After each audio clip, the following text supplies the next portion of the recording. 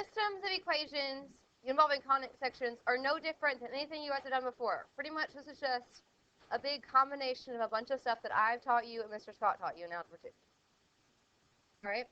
So when you're solving these today, you'll have to use a lot of quadratic methods of solving, so factoring, quadratic formula, stuff you've learned before, nothing new. All right? You guys know how to solve a system of equations, so that's not really new either. The only thing that's really new about it is that it's conic sections. Okay? So there's two things that can happen. You can have a conic section and a line. Right? Again, the solution to the system is just where they intersect still. All right? So you could have three possible types of solutions, no solution, one solution, or two. But more commonly, you're going to have two conic sections. So you can have up to 4 solutions. All right?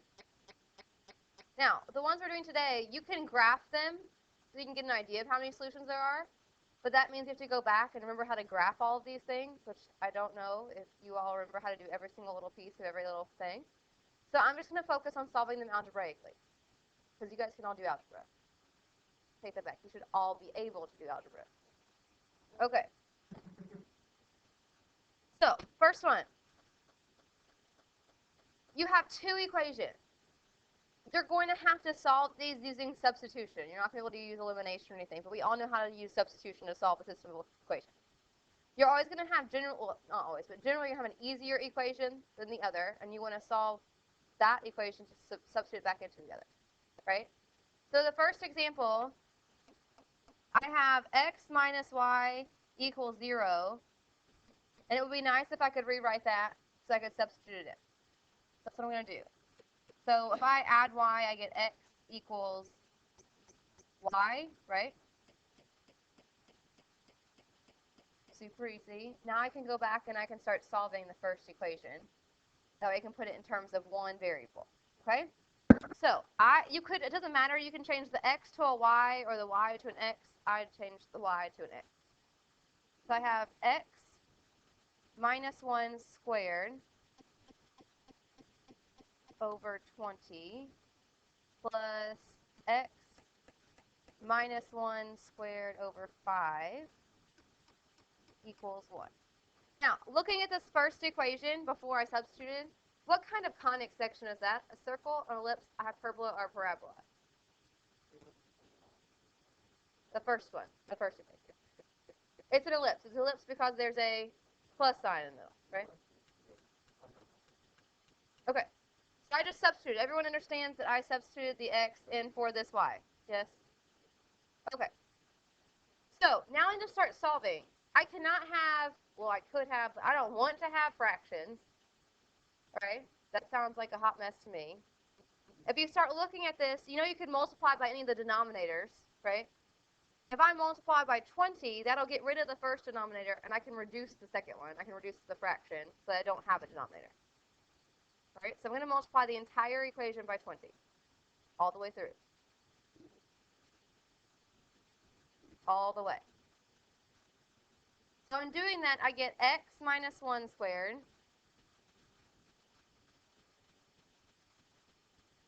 plus, because 20 over 20 is 1. The second one, I get 20 over 5. So what does 20 over 5 reduce down to? 4. So I have 4 times x minus 1 squared equals 20. Equals 20. Questions about why I did that? You could have multiplied by 5, but you still had a fraction in the first piece.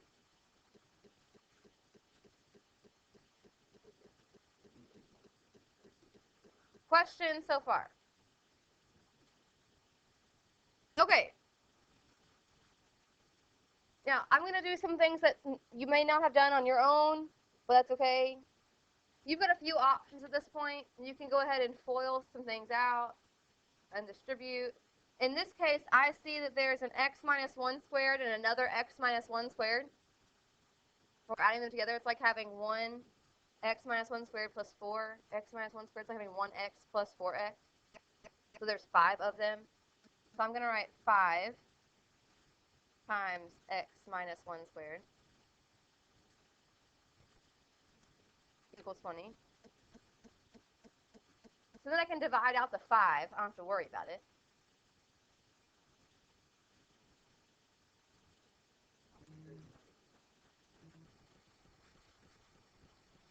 So I get x minus 1 squared equals 4. This is looking more manageable, right? There's a few ways you could do this.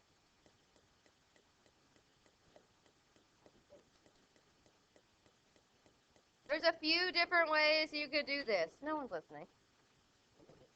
You can take the square root now. But remember, when you take a square root, there's 2 possible answers. And then you could also FOIL this out and subtract 4 and factor. Both of those work. You're going to have to factor more so on the assignment, so just keep that in mind. But if you're okay with it, I'll go ahead and just take the square root. That's what you guys would have done anyway. Yeah? Factor it too? Yeah. Okay, I'll factor it first, and then I'll do the square root again in a second. If I FOIL it, I get x squared minus 2x plus 1 equals 4. I am getting a new pen, I promise. And so then if I'm going to factor, it has to be equal to 0. So I would subtract 4. And I'd have x squared minus 2x minus 3 equals 0. And then you're looking for 2 numbers you can multiply to get negative 3 that add up to be negative 2. Negative 3 and positive 1. If you couldn't factor it, then you could use the quadratic formula, but in this case, this one's pretty easy.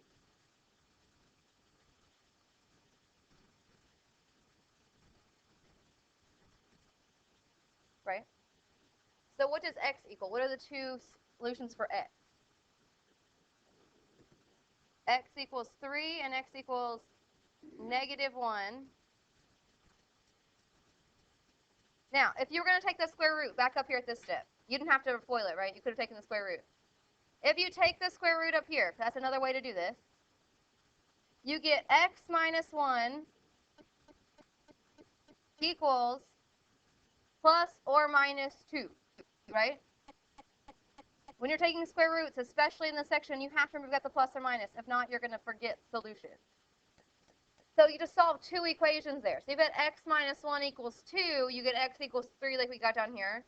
And x minus 1 equals negative 2. You get x equals negative 1 like we did on here. Right? Both ways. We are not finished with this question, though. Because when you solve a system, you solve for both variables so that you can find your coordinates of intersection, right? So our other equation was really easy, though. Our other equation was x equals y. So if x equals 3, then y equals 3. So one solution is at 3, 3. If x equals negative 1, then y equals negative 1. So our other solution is at negative 1, negative 1. So in this case, there were 2 solutions. You do not have to graph them.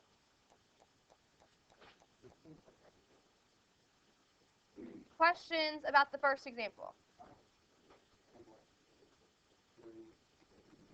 Because x equals 3, and our second equation says x equals y. So if x equals 3, then y equals 3. So that's our first coordinate. If x equals negative 1, y equals x. So y equals negative 1. So that's my second coordinate. Solving system. That part is not different from what we did before. Questions on the first example? All right, next one. Question to clear. All right, next one. Again, you have 2 equations. One is more complicated than the other, right? So I'm going to work on the second one. I'm going to rewrite the second one so I can substitute into the first one. If I rewrote the first one, I have to take the square root, and I'd have square roots, and that's a mess. I don't want to deal with that, right? So I'm going to rewrite the second one. It has x plus 2y equals 10, so it would be easier just to write x equals. involves no dividing or anything fancy. If I rewrite it, I get x equals 10 minus 2y.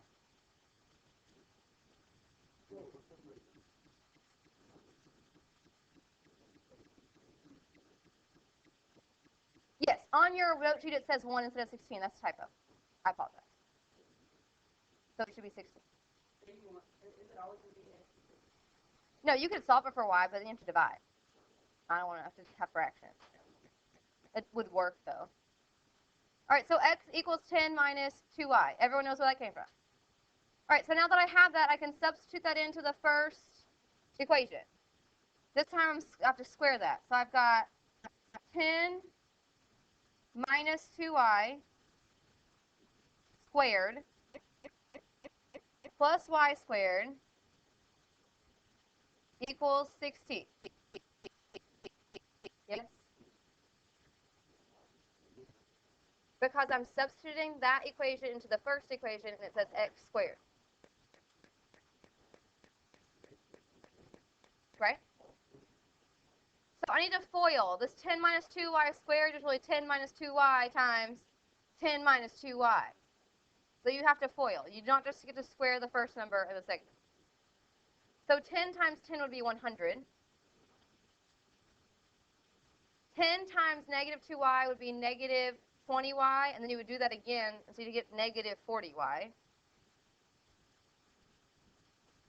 And then negative 2y times negative 2y is positive 4y squared. Then I have this plus y squared over here equals 16.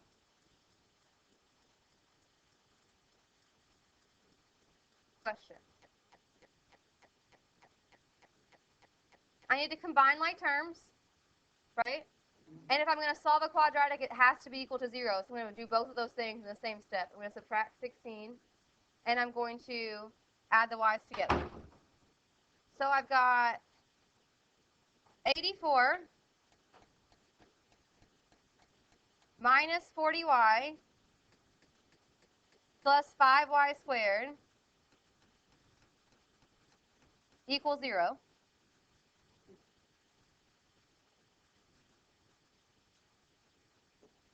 Now, that very well maybe could be factorable. I'm not going to try to mess with it. That's a 5y squared. I'm not going to deal with it.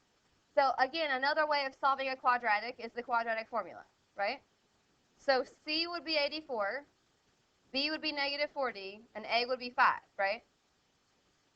To save me from writing this all out. If you write that all out, and you put it all in there, right? X equals negative B plus or minus the square root of B squared minus 4AC divided by 2A. If you need to see that later, I can write it down. It might be on the right sheet. I'll look for it in a second. If you do that, you end up getting the square root of negative 80. We're not getting imaginary solutions for conic sections. So if you get the square root of negative 80, then you can't continue, right? So then there would be no solution. So if you filled in the quadratic equation for number 6, the one we're doing, or number 2 on your paper, and I'll see if I can write. Sometimes it lets me, sometimes it doesn't. X equals, you get 40, that's not right. You get 40 plus or minus the square root of negative 80.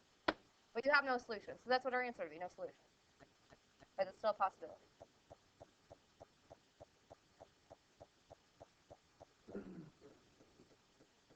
Negative 80. And so you can't continue.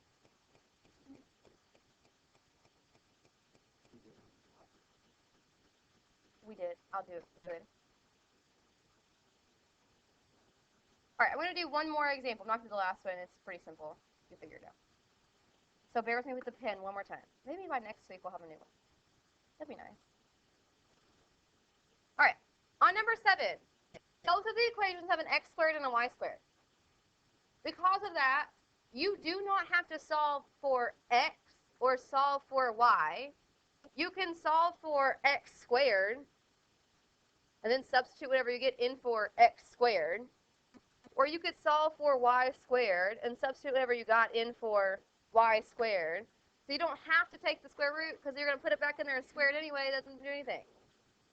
All right? So on number 3 on your paper, I'm, of course, going to rewrite which equation? The top one or the bottom one? Bottom. And I've just been solving for x, so when it keeps solving for x, it honestly doesn't matter. You could solve for y here. So if I solve for x, I get x squared, or solve for x squared equals 4 minus y squared. Again, you don't have to take the square root, because if you do, you're going to go back and square it in 2 seconds. Questions about that? So then in the first equation, I've got 9x squared, so I know what x squared equals, so I have 9 times 4 minus y squared. I don't just square that part because it's already x squared. Minus 4y squared equals 36. So I'm going to distribute. So I get 36 minus 9y squared minus 4y squared equals 36.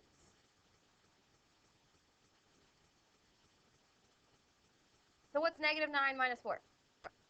Negative 13, and then I'm going to subtract the 36 to the other side, so equals 0. So negative 13 y squared equals 0. If you divide by negative 13, y squared equals 0. If you take the square root, then y equals 0. That's fine, y can equal 0. So once you have y equals 0, we should go back to our other equation, substitute it back in, just like any other system. Be careful with the square root. So yes, x will be 2, but x will also be, you have 4 minus y squared, so 4 minus 0 squared is 0. So I get x squared equals 4 when I substitute it back in. When I take the square root, you get 2 and negative 2. So the points of intersection then, when y was 0, we have 2, 0, and negative 2, 0. Yes. And so if you put 0 squared, you get 0.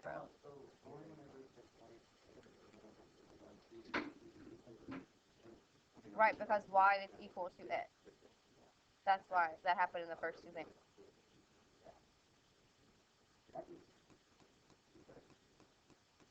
Questions about any of those? Okay.